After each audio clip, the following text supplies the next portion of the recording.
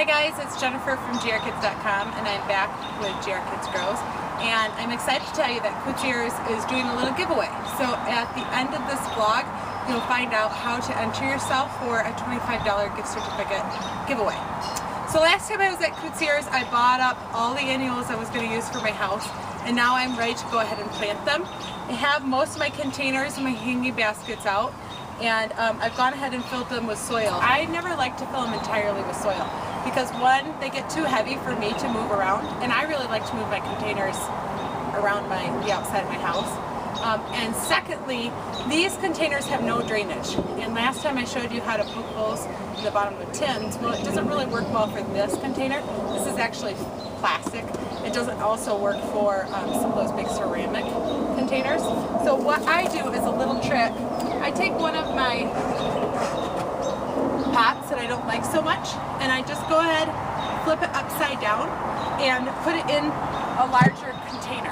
So what that does is it gives the water someplace to go where it can't bother the roots, and it also fills up some of that space that your plant's roots don't really need anyway, and makes the container lighter and easier to work with. So I talked to you about three things to look for planting a good container, and that would be having a thrill, a spill, and a fill. So I've got my thrill right here, and I'm going to go ahead and plant my King Tut papyrus. Just use my trowel. I had one of my friends, sweet thing, call this a short shovel. I thought that was so cute. It's like, it's not a short shovel, it's a trowel. So use your trowel to go ahead and put your thrill right in the center of your container. And then, I really like the chartreuse color. I think it kind of brings out the color in the top. What I'm going to do is I'm going to plant 3 spills. And I kind of look at it as like a triangle. One here, and one is going to go right there. So if I've got spills here, that means they'll go in the other places. So I'm going to go for this nice dark purple color. Save the tags. I'll show you what to do with those in a second. And I'm going to alternate those between the spills. So the tags, I asked you to save those. That's for a little trick I do. There's no way you can remember all these names, what you liked in one part of your yard. So what I do, let me get to my handy dandy garden tool keeper, is I punch every tag from every plant I've ever used, and I add it to this little ring.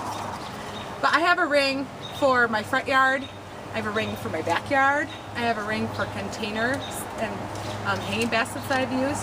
And what I do is I go ahead and write on the ring what I put in, what container I put it in, or what place I put it in. And I also write down maybe what I planted it with and how well it did. So that way, if by the end of the summer I don't really like this plant, I take it off my ring. It doesn't get to stay at my house. And next year when I go to Coutier Greenhouse, I take out my rings and I know what plants I've already used, what I tend to like, and I know exactly what to buy. Here in my front yard, I'm getting ready to plant in one of the big areas I have where I put annuals. This is right on my walkway, and I like to have a punch of color. Now remember, the difference between annuals and perennials is that annuals will bloom the entire season. Every single day, most likely you'll have something blooming, but next year they're going to be done. Whereas perennials are going to bloom for a certain part of the season, but they'll come back year after year after year after year and keep doing that same season of bloom. Planting in 3s and 5s is always pleasing to the eye. I use that for perennials and for annuals. But if you think about a dice, or a die, I should say, if you think about the number 5, how the dots are on the die, that's kind of how you can work in your annuals. So my son is getting one started right there, and I know with zinnias, because I read my little tag, I know about how far apart they need to go, and I just use my trowel to space it out. So go ahead and get one in. You can cover that up, buddy. Finish that out. And I'll put a center one in, kind of thinking about the number 5.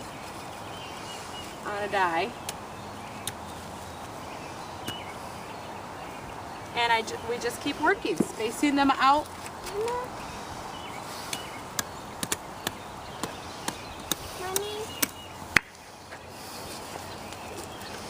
Filling in the areas we don't have planted yet.